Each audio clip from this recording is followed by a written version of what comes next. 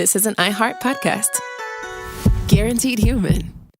With no fees or minimums on checking accounts, it's no wonder the Capital One bank guy is so passionate about banking with Capital One. If he were here, he wouldn't just tell you about no fees or minimums. He'd also talk about how most Capital One cafes are open 7 days a week to assist with your banking needs. Yep, even on weekends. It's pretty much all he talks about, in a good way. What's in your wallet? Terms apply. See CapitalOne.com/bank. Capital One, N.A., member FDIC.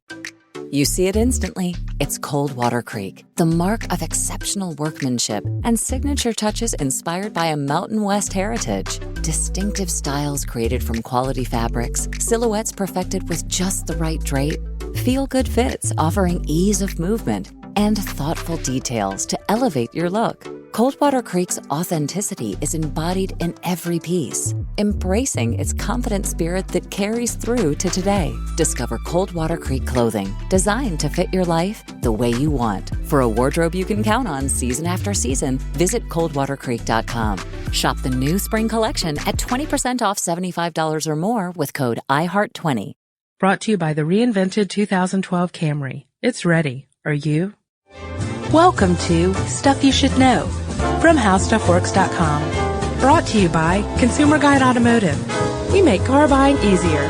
Hi, and welcome to the podcast. I'm Josh Clark, a staff writer here at HowStuffWorks.com. With me, as always, is my trusty editrix, Candace Gibson. How's it going, Candace? Fabulous, Josh. I gotta say, I envy you a little bit there, Candace. I haven't been so fabulous lately. My wallet keeps shrinking and shrinking. Have you been to the gas pumps lately? Yeah, I know what you mean. Those numbers keep climbing. But it's not so expensive to fuel my car because I drive an itty-bitty Civic. Well, I drive a big old honkin' Volvo, and it uses gas like you would not believe.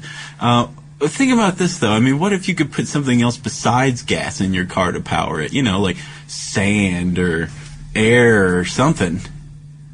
Well, that would be nice. That really would be nice. What about salt water? What are you talking about? That's crazy. No, it's not crazy, really. Have you heard of this guy named John Canzius? Indeed, I have. You have? Okay, so you have read the article. Yeah, I was just setting you up. That's great. Thanks for that. You're welcome. All right, well, let's tell the people out in podcast land what we're talking about. This guy named John Canzius is this retiree in Florida. He's a retired radio broadcast engineer, and he came up with this thing called a radio frequency generator. RFG. RFG is right. And basically what it does is it takes radio waves and condenses them into a beam. And it's got it has actually 3 applications that they found so far, but one of them came about when Canzius was tinkering with trying to desalinate salt water, which could solve the global thirst crisis, right? Yeah, because not everyone has access to clean water. No, actually, to the tune of about 2 billion people, I understand. Yeah.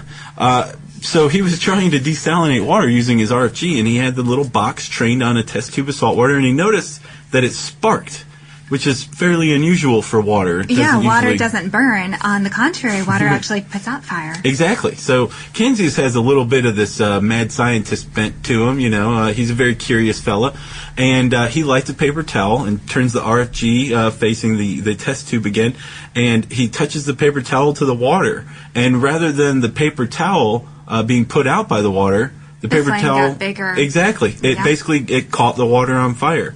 And on fire it was burning at about 3,000 degrees Fahrenheit. Unbelievable. It was a pretty serious flame, actually. Yeah. So, how does this convert to fuel for our cars? Well, I'll tell you. Basically what Canzius did inadvertently was to separate water into its components. You know about 2 this? hydrogen molecules and 1 oxygen molecule. Exactly. Basic science, H2O. We're all there. And we've known for a while that you can use hydrogen as fuel. You can create an electric charge from it, or you can burn it in a combustion engine. Now, wait, hold on. Because hydrogen fuel is potentially dangerous, right? I mean, look at the Hindenburg. That exploded. Actually, the Hindenburg's been kind of latched onto by people who aren't all about hydrogen, e.g. the big oil companies.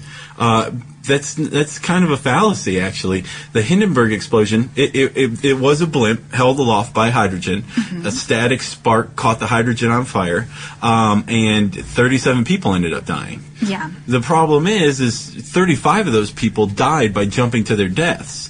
most of the people, actually all of the people who were on board the passenger compartment who stayed aboard landed safely and unharmed. And that's because hydrogen is actually the most lightweight of all the elements, and so it floated upward. It's lighter than air, exactly. Yeah. And it burned upward, actually, too, away from the passenger compartment. That's not to mention that the Hindenburg's outer skin was coated in rocket fuel and a really highly flammable acetate. So that wasn't too conducive to that either. So the Hindenburg's probably not the best thing to point to say hydrogen fuel's dangerous. Right. It's not that dangerous. The problem with this type of hydrogen fuel, saltwater fuel, essentially, is that it has a negative net energy ratio. Yeah. And so to create this type of saltwater fuel, you're actually putting in more energy than what you're getting out. Exactly. And what's the point? I mean, speaking strictly from an energy standpoint, you might as well just use the gasoline that you get this a gallon's worth of energy from, rather than, say, using a gallon to get a half a gallon's worth of energy from. It doesn't make sense. It doesn't make sense. You can't get something from nothing.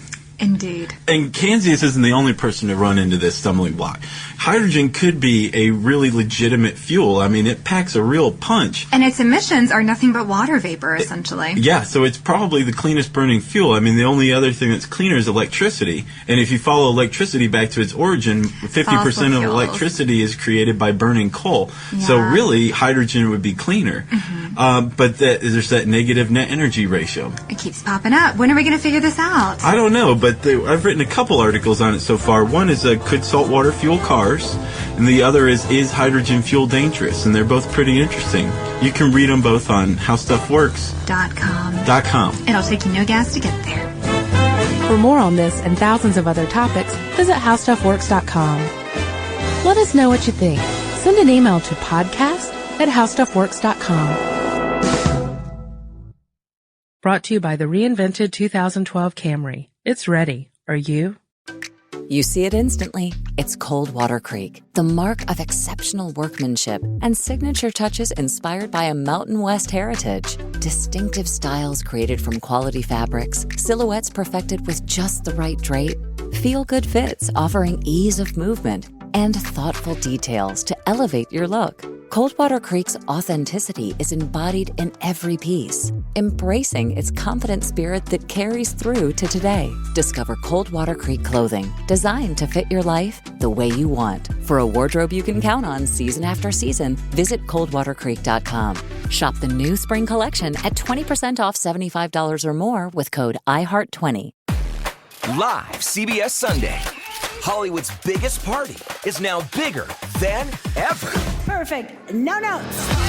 The Golden Globes, with more stars, more glamour, more chaos, and more host Nikki Glazer. We're gonna laugh at the celebrities that can take it and completely ignore the ones who can't. I'm just kidding. They're not safe either. The Golden Globes, live CBS Sunday, 8 Eastern, 5 Pacific, and streaming on Paramount+. This is an iHeart podcast. Guaranteed human.